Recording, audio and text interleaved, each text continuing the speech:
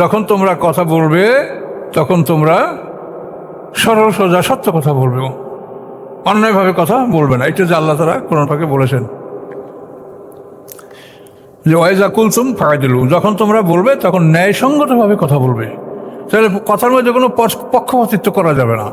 তো এখন আমরা এই পৃথিবীতে যে একটা অবস্থা, যে ইরান বলতে গেলে সারা পৃথিবীর বিরুদ্ধেই সে যুদ্ধ করছে, আমেরিকা ইসরায়েল এর মানেই হলো সারা পৃথিবীর শক্তি এরা। তো কিন্তু তার কাছে সে কখনো মাথা নত করছে না, এবং মাথা নত না করার কারণে সে অপমানিত হয়নি। তার যা কিছু আছে তার মাধ্যমে আল্লাহ তাআলা তার ইজ্জতকে কিন্তু রক্ষা করেছেন। তো এখন আমরা অনেকেই বলে থাকি যে এরা কাফের বা অন্য কিছু, এগুলি সম্পর্কে আমরা সতর্ক হব। যেহেতু আমরা এটা কোরআন থেকে যদি তুলনা করি, তো আমরা হইলাম সুন্নি, ওরা হলো শিয়া।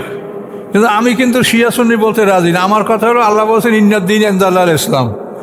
আমরা মুসলিম, আত্মসমর্পণকারী, আমরা যারা কোরআন বিশ্বাস করি, আমরা কোরআনের কাছে আল্লাহর দরবারে আমরা আত্মসমর্পণ করেছি, আল্লাহর বিধানের উপরে আমরা আত্মসমর্পণ করেছি, আমরা মুসলিম। অন্য কোনো নাম গ্রহণ করতে আমি রাজি না, বা আপনারাও রাজি থাকবেন না। কোরআন আমাদের যা বলে ওইটাই আমাদের দল। তো এখন আল্লাহ বলছেন ইয়া আইয়ুহাল্লাযীনা আমানু, এই ইমানদারগণ, লা তাত্তাখিযুল ইয়াহুদা ওয়ান নাসারা আউলিয়া, ইহুদি নাসারাকে তোমরা তোমাদের অভিভাবক বা বন্ধু হিসাবে গ্রহণ করবে না। বাযুম আউলিয়া বাস, তারা একে অপরের বন্ধু। এরপরে সামনে বলেন অমাইয়া তাওয়াল্লাহু মিনকুম, তোমাদের মধ্যে যে কেউ তাদের সাথে বন্ধুত্ব করবে, ফাইন্নাহু মিনহুম, নিশ্চয়ই সে তাদেরই দলভুক্ত। তাহলে ইহুদি খ্রিস্টানদের দলভুক্ত, ইহুদি খ্রিস্টানদেরকে বন্ধু হিসেবে গ্রহণ করে, সে তো মুসলমানই থাকছে না। ডাইরেক্ট কোরআনের কথা, অমাইয়া তাওয়াল্লাহু মিনকুম ফাইন্নাহু মিনহুম, তোমাদের মধ্যে হতে যে তাদের সাথে বন্ধুত্ব করবে, নিশ্চয়ই সে তাদের অন্তর্ভুক্ত। ফাইন্নাহু, নিশ্চয়ই, আল্লাহর কথা। ইন্নাল্লাহা লা ইয়াহদিল কওমাজ জালিমিন, আল্লাহ তাআলা জালেম সম্প্রদায়কে ভালোবাসেন না। তাহলে এখন আমরা যারা সুন্নি দাবিদার বা আমরা হকপন্থী বলে দাবিদার, এই যে ডাইরেক্ট কোরআনের বিরুদ্ধে আমরা, তাহলে আমাদের কি হবে? কোরআনে এর কোনো সার আছে? এর কোনো বিকল্প আছে? তাহলে এখন একটু চিন্তা ভাবনা করেন যে আমরা কোন অবস্থায় আছি। আচ্ছা, অন্য আয়াতে আল্লাহ তাআলা বলেন যে ইন্না আশাদ্দান নাসি আদাওয়াতান লিল্লাযীনা আমানুল ইয়াহুদা ওয়াল্লাযীনা আশরাকু। এটা হলো মায়েদার ৮২ নম্বর আয়াত। আল্লাহ বলেন লা তাজিদান্না আশাদ্দান নাসি আদাওয়াতান লিল্লাযীনা আমানুল ইয়াহুদা ওয়াল্লাযীনা আশরাকু। হে রাসূল, আপনি পাবেন মানুষের মধ্যে সবচেয়ে কঠিনতম দুশমন মুমিনদের জন্য। মানুষের মধ্যে মুমিনদের জন্য কঠিন দুশমন পাবেন কাদেরকে? ইয়াহুদা ওয়াল্লাযীনা আশরাকু, ইহুদি এবং মুশরিক, এই দুটো জাতিকে। এখন আল্লাহ আমাদের অভিভাবক, আল্লাহ আমাদের মালিক, তিনি আমাদের বন্ধু, সব কিছু। তিনি বলে দিয়েছেন যে আপনি পাবেন দুইটা জাতি, ইহুদি এবং মুশরিক। এটা মুসলমানদের জন্য পরম শত্রু। এখন এই আল্লাহ এখানে বললেন এই, আর ওখানে বললেন ওই কথা, এদের সাথে বন্ধুত্ব করলে তোমরা ইহুদি খ্রিস্টান হয়ে যাবে, আর এখানে বললেন এই কথা। সূরা ফাতিহায় বলছেন গায়রুল মাগদুবি আলাইহিম ওয়ালাদ-দাল্লিন। আল্লাহর কথায় কোনো মানে বৈপরীত্য আছে? একই কথা আল্লাহ বলেছেন। তো এই কথা বলার পরেও যারা এই ইহুদি খ্রিস্টানের সাথে বন্ধুত্ব করে, এবং এরা যখন মুসলমানদের উপরে জুলুম করে যাচ্ছে পৃথিবীতে, গাজায়, প্যালেস্টাইনে তারা ১ লক্ষের উপরে নিরীহ মানুষ হত্যা করছে, এখনও করতেছে। এই অবস্থাতেও যারা এদেরকে সাহায্য করে, তারা কি মুসলমান বলেন? লেবাস পোশাক পাগড়ি পরলে কি মানুষ মুসলমান হয়? তা আপনারা সতর্ক হন। এ তো লেবাস সর্বস্ব মুসলমান। এখন দেখেন কোরআন কি বলছে আর আমরা কি করছি। এই জন্যই এটা অত্যন্ত চিন্তার বিষয়। এগুলো চিন্তা করলে আমার মানে মনে হয় আমি কি বলবো, মানে অসুস্থ হয়ে যাওয়ার পালা। এই অবস্থাতে আমরা কোথায় যাব, কি করবো? এই দেশের মানুষ ইমানদার, আপনাদের ইমান আছে, আপনার দিন কায়েম করতে চান, দিন কায়েম করা ফরজ। কাজে এই মানুষের ইমান দিন কায়েম করছে, কিন্তু দিন কায়েম করা যে কত জটিল তা তো আর সবাই বোঝে না। সাধারণ মানুষ বোঝে যে আমরা দিন কায়েম করবো, দিনের জন্য করতেছি, কিন্তু এই দিন কায়েম করা কত কঠিন এইটা যারা চিন্তা করে তাদের তো হুঁশ জ্ঞান হারাই যাওয়ার মতো অবস্থা, যে আসলে এটা আমরা কি করে করব। তার কারণ আমরা যেটা চেষ্টা করি, মুসলমানদের ৫৬ রাষ্ট্র, একটা রাষ্ট্র আমাদেরকে সমর্থন করবে না। তাহলে মুসলমানরা যে মুসলমানদের সমর্থন না করে, আর ওরাও যদি না করে, ওরা তো আসাদ মুসলমানদের কঠিন শত্রু আছেই, তাহলে আমরা এভাবে কীভাবে এটা বাস্তবায়িত করবো বলেন? তো এই জন্য যারা জ্ঞানী তাদের অন্তরে খুব ব্যথা বেদনা যে আল্লাহ পৃথিবীটা কী অবস্থায় আছে।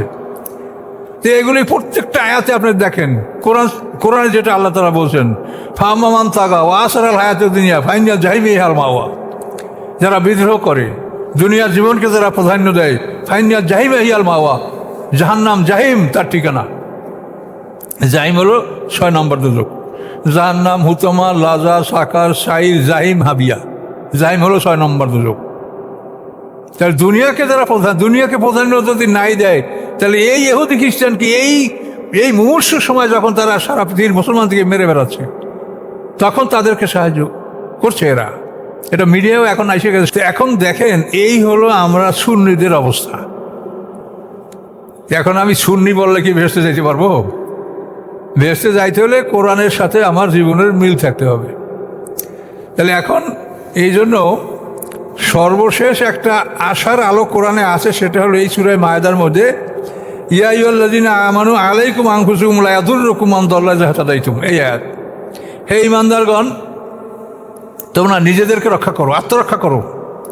আপনি নিজে জেনে শুনে কোনো অন্যের মধ্যে ঢুকেন না। সুদ আপনি ঠেকাইতে পারবেন না, কিন্তু আপনি নিজে ঢুকেন না। আপনার উপরে যা চাপানো হয় সেটা আপনি কি করবেন? সেটা তো আপনি করার কিছু নাই, নিজে ঢুকবেন না। অনেকেই কয়, হুজুর টাকা যে কয়টা আছে তো ব্যাংকে জমা দিছি, লাভ যেটা হয় সেটা খাই, আর যদি মূলধন ব্যবসা করিতে ব্যবসায় হেরে যাব, আমি কিছু পাবো না, আর যদি খাইতে থেকে এমনি ফুরেই যাবে, তা আর কি করবো? তা আমি বলছি, আপনার যা আছে ওইটা খাইতে থাকেন আর আল্লাহর কাছে বলতে থাকেন, ফুরে গেলে আল্লাহ রিজিক দিবে।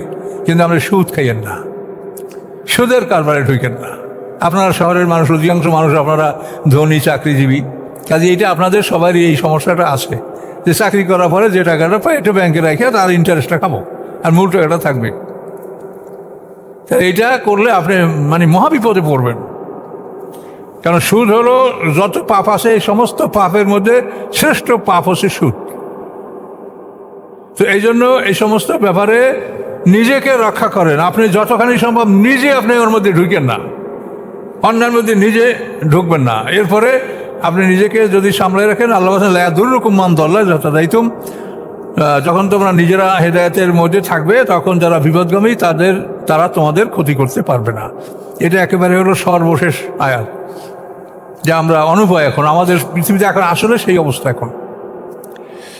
তো এই জন্য আমরা কারোর সাথে শত্রুতা নয়, শুধু আল্লাহ কোরআনে বলছেন যে ওয়াইজা কুলতুম ফাদিলু, যখন তোমরা কথা বলো তখন ন্যায়সঙ্গতভাবে কথা বলো। এই আল্লাহর আয়াতের প্রেক্ষিতেই। আর আমরা যদি এই সত্য কথা না বলি, তাহলে আর সাকেতনা হককে শয়তানুন আখরাসুন, হক থেকে যে বিরত থাকে সে গঙ্গা শয়তান। কাজেই সত্য কথা যদি বলা সম্ভব হয় তাহলে আমরা বলবো, আর যদি আমরা বলতে নাই পারি তো তখন আমাদের বন্ধ করতে হবে। সেটা সময় আসলে দেখা যাবে যে কী হয়। কথা বুঝতে পারছেন? তো এই জন্য কোরআনে যেটা আছে এই কথাগুলো আপনারা স্টাডি করবেন, এর সাথে নিজেকে মিলান, অন্য মুসলমানদের মিলান, পৃথিবীকে মিলান। এই যারা রাজতন্ত্র টিকিয়ে রাখার জন্য এইভাবে নিজেদের ইমান শেষ করে, এদের ইমান তাদের নাই, এটা পরিষ্কার কথা। ইহুদি খ্রিস্টানদের সাথে যারা বন্ধুত্ব করবে, আল্লাহ ফাইন না হোমেন নোম, তো ওরা তো ইহুদি খ্রিস্টান, তো মুসলমান, ইমান তো নাই। তো এখন এই তাদের রাজতন্ত্র টিকিয়ে রাখার জন্য তারা ইমান বিক্রি করে দিল, নিজেদের জীবনকে ধ্বংস করে দিল, ইহুদি খ্রিস্টানকে বন্ধু হিসাবে গ্রহণ করলো। তো এখন এটা পরিণাম কী হবে দেখেন। খোলাফায়ের 80 দিন 30 বছর আল্লাহর আইনে পৃথিবী শাসন করছে।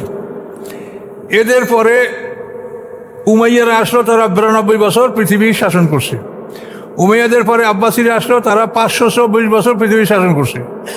1258 খ্রিস্টাব্দে বাগদাদ ধ্বংস হয়ে যাওয়ার পরে তুরস্কের আন্তলিয়ায় একটা ছোট্ট রাষ্ট্র সৃষ্টি হলো, সেই যে ওসমানিয়া। এই আন্তলিয়া যে একটা জাগিরদারের মালিক ছিলেন, ওনার নাম ছিল ওসমান, ওর থেকে অটোমান ওসমান। যেন ওরা নামটাও কি বিকৃত করিয়া, স্যাটারাইজ করিয়া অটোমান, মানে নাম হলো ওসমান না অটোমান, অটোমান সাম্রাজ্য। জুলকারনাইন, এই যে শাহ সেকান্দার, এই শাহ সেকান্দার হলো উনি পৃথিবীর একজন এমন বাদশা, সারা পৃথিবীর বাদশা ছিলেন। তো এই আলেকজান্ডার, ওরা এই নামটাকে পাল্টাইয়ে কী করছে আলেকজান্ডার, মানে মূল নামের সাথেও মিল আছে, আবার আসল নামটা নাই, আল ইস্কান্দার। জুলকানের নাম হলো ইস্কান্দার, কিন্তু এটাকে ওরা ব্যঙ্গ করে কী করছে আলেকজান্ডার বানাইছে, আর অটোমান ওসমানকে অটোমান বানাইছে। এভাবে তাদের হিংসা বিদ্বেষ আমাদের প্রতি। তো এই অটোমান সাম্রাজ্যটা 1300 থেকে আরম্ভ করে 1920, 620 বছর। এটা আমি বললাম কেন, যে সবচাইতে সুন্দর যে পৃথিবীর ইতিহাস সেটা হলো খোলাফায় মাত্র তারা 30 বছর সময় পাইল। এরপরে উমাইয়ারা পাইল 92 বছর। ওদের সাথে আল্লাহ এদেরকে বাড়াই দিলেন। এদের সাথে আবার আব্বাসীদেরকে বাড়াই দিলেন কত, 524 বছর। আর এই আব্বাসীদের থেকে আবার অটোমান সাম্রাজ্য আরও 620 বছর। তো এখন এদের পরে আইসো তোমরা, তো তোমরা এদের সাথে একটু বেশি সময় পাবা, তারপর তোমরা আবার ধ্বংস হবে, এতে কোনো সন্দেহ নাই। আল্লাহ বলছেন তেলকালা ইয়াম নুদাবিল বাইরের নাস, এই দিনগুলিকে আমি মানুষের মধ্যে ঘুরাবো। এই উত্থান পতন এটা কারো চিরস্থায়ী থাকবে না।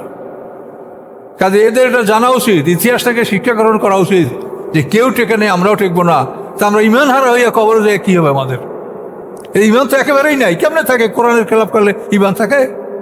আল্লাহ কতভাবে বুঝেছে। লায়ার কবুল নফি মোমেন ইল্লাজিম, আল্লাহ বলেন মোমেনদের ব্যাপারে কোনো আত্মীয়তা, কোনো প্রতিশ্রুতি তারা রক্ষা করবে না। পরিষ্কার সূরা তওবার 8 এবং 10, এই দুইটা আয়াতে একই কথা আল্লাহ বলছেন। কাইফা ওয়াইয়াদারু আলাইকুম, কিভাবে তোমরা তাদের সাথে বন্ধুত্ব করবে? তারা যদি তোমাদের উপরে যদি জয়যুক্ত হতে পারে, তো লায়ার কবুনা ফি মোমেন ইল্লাজিম্মা, তাহলে মোমেনদের ব্যাপারে তারা কোনো প্রতিশ্রুতি, কোনো আত্মীয়তা কিছুই বিবেচনা করবে না, তোমাদেরকে ধ্বংস করবে।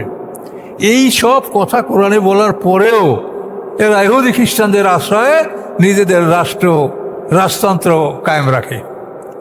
রাজতন্ত্র থাকবে না। যতই সোনার বাথরুমে পায়খানা করো, এ রাজতন্ত্র তোমরা টিকিয়ে রাখতে পারবে না। সময় যখন আসবে তোমরা অপমানের সাথে ধ্বংস হবে। কাজেই আমরা যাদের সমালোচনা করি, তাহলে তারা কোরআনের কয়টা আয়াতের খেলাপ করে, আর আমরা যারা নিজেদেরকে সুন্নি মনে করি বা সহিপথ, আমরা কোরআনের কয়টা আয়াতের খেলাপ করছি এটা কোরআন থেকে আপনি দেখে নেন। এটা ব্যক্তিগতভাবে কোনো ব্যক্তির বা আমার এটা বলার কোনো অধিকার নেই, আর আমি বলছিও না। কাজেই এই দুঃখ বেদনা মনে রাখেন এবং আল্লাহকে স্মরণ করেন। আমিন।